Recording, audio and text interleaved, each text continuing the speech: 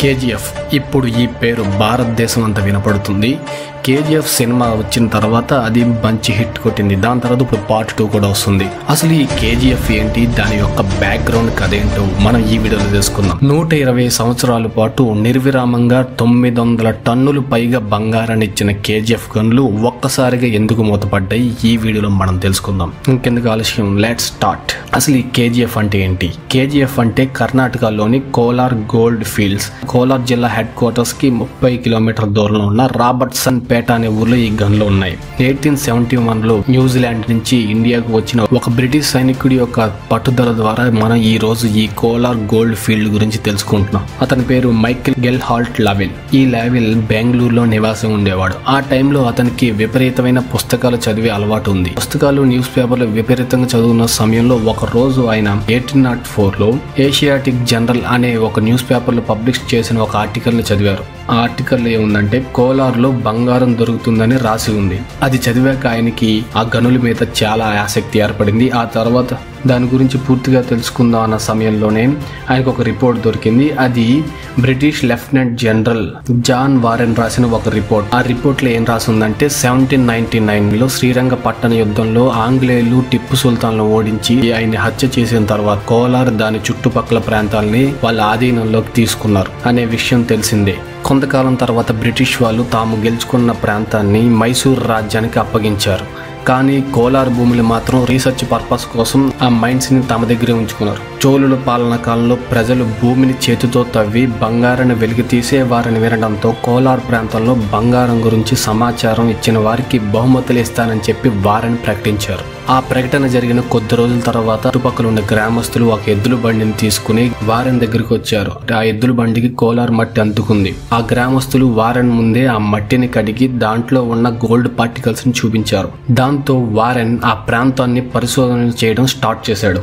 చేతితో బంగారం తవ్వితేనే స్థానికులు 56 కేజీల మట్టి నుంచి గురివింద గింజంత బంగారం ముద్దని తీయగలిగారంటే అదే స్థానికుల యొక్క నైపుణ్యానికి టెక్నాలజీ గనక తోడైతే మరింత బంగారం మనకి దొరుకుతుందని వారెన్ తన పై అధికారులకి సమాచారం అందించాడు. వారెన్ రిపోర్ట్ తో 1804 నుంచి 1860 మధ్యలో కోలార్లో తవ్వకాలు ప్రారంభించారు. ఆ తవ్వకాలు ఎంత జరిపినా వాళ్ళకి సమయం వృధా అయింది తప్ప ఏమీ లభించలేదు. పైగా ఆ తవ్వకాల్లో చాలా మంది ప్రాణాలు కోల్పోయారు. దాంతో ఆ తవ్వకాలపై నిషేధం విధించారు. కానీ ఆ రిపోర్ట్ ను చదివిన లావెల్ కి మాత్రం కోలార్ గన్లపై ఇంకా ఆసక్తి పెరిగింది. లావెల్ ఒక ఎద్దుల బండితో బెంగళూరు నుంచి 100 కిలోమీటర్ల దూరంలో ఉన్న కోలార్కు వెళ్ళాడు. అక్కడ 2 సంవత్సరాలు పరిశోధన తర్వాత ఆ ప్రాంతంలో తవ్వకాలకు అనుమతించాలని 1873లో మైసూర్ మహారాజుని ఆయన కోరారు. కోలార్ ప్రాంతంలో 20 ఏళ్ల పాటు తవ్వకాలు జరపొచ్చని లావెల్ లైసెన్స్ పొందారు.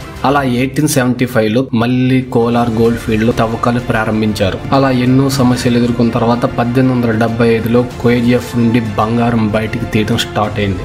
మొదట్లో కేజీఎఫ్ లో వెలుతురు కోసం కిరోసిన్ లాంతర్లు, కాగడాలను ఉపయోగించేవారు. కానీ ఆ వెలుతురు సరిపోక కరెంటు ఏర్పాటు చేయాలని నిర్ణయించుకున్నారు. అలా భారత్ లో విద్యుత్ పొందిన మొట్టమొదటి ప్రాంతంగా కేజీఎఫ్ నిలిచింది. కేజీఎఫ్ దగ్గర విద్యుత్ అవసరాల కోసం 130 కిలోమీటర్ల దూరంలో ఉన్న మాడియా జిల్లాలో శివ సముద్రంలో కావేరీ విద్యుత్ కేంద్రాన్ని నిర్మించారు. ఇది ఆసియాలోని 2వ అతిపెద్ద విద్యుత్ ప్లాంట్. పూర్తిగా విద్యుత్ వెలుగులతో నిండిన మొట్టమొదటి ప్రాంతం కేజీఎఫ్. జల విద్యుత్ కేంద్ర నిర్మాణంతో అక్కడ రోజు 24 గంటలు కరెంటు ఉండేది. అలా బెంగళూరు, మైసూరు తర్వాత బంగారు గనుల వల్ల కేజీఎఫ్ కూడా ప్రాధాన్యత ఎక్కువైంది. విద్యుత్ సరఫరా రాగానే కేజీఎఫ్ లో బంగారు తవ్వకాలు మరింత ఊపందుకున్నాయి.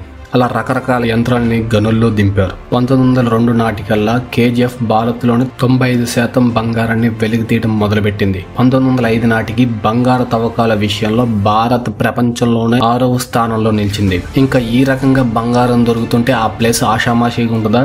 ఆ కేజీఎఫ్ వల్ల ఆ చుట్టుపక్కల ప్రాంత రూపురేఖలే మారిపోయాయి. బంగారమే కాకుండా ఆ ప్రాంతం చల్లగా ఉండడంతో అది అధికారులను, సామాన్యులను ఆ ప్రాంతం చాలా బాగా ఆకర్షించింది.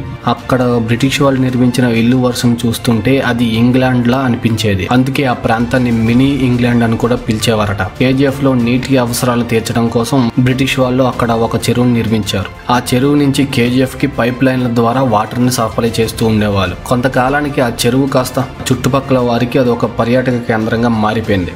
అలా ఆ గనుల్లో పనిచేయడానికి ఆ చుట్టుపక్కల ప్రాంతాల వాళ్ళే కాకుండా దేశం నలుమూల నుంచి వచ్చేవాళ్ళు. అలా 1930 ప్రాంతంలో దాదాపు 30,000 మంది కూలీలు ఆ కేజీఎఫ్ గనుల్లో పనిచేసేవారు. అలా భారత్ స్వతంత్రం రాగానే భారత్ ప్రభుత్వం కేజీఎఫ్ ని స్వాధీనం చేసుకుంది. 10 సంవత్సరాల తర్వాత భారత్ ప్రభుత్వం ఆ బంగారు గనులను జాతీయం చేసింది.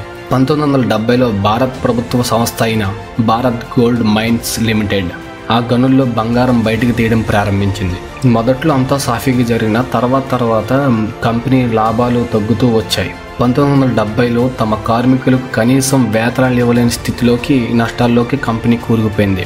భారత్లో 90% పైగా బంగారు తవ్వకాలు జరిపిన కేజీఎఫ్ పరిస్థితి ఆఖరికి 1880 వచ్చే సమయానికి మరింత దిగజారిపోయింది. చాలా మంది కార్మికులను పని నుంచి తొలగించారు. కొన్నాళ్ళకి అక్కడ తవ్వి తీసే బంగారం విలువ కన్నా దాన్ని తీయడానికి అయ్యే ఖర్చు భారీగా పెరిగిపోయింది. దీంతో 2001లో కేజీఎఫ్ లో బంగారు తవ్వకాలు ఆపేయాలని భారత్ గోల్డ్ మైన్స్ సంస్థ నిర్ణయించింది. తర్వాత ఆ ప్రాంతం అంతా శిథిలమైపోయింది. కేజీఎఫ్ లో 120 సంవత్సరాలకు పైగా బంగారు తవ్వకాలు జోరుగా సాగాయి. 2001 వరకు అక్కడ తవ్వకాలు జరుగుతూనే వచ్చాయి. ఒక రిపోర్టు ప్రకారం అక్కడ బంగారు తవ్వకాల్లో గనుల నుంచి 900 టన్నులకు పైగా బంగారం బయటకు తీశారు.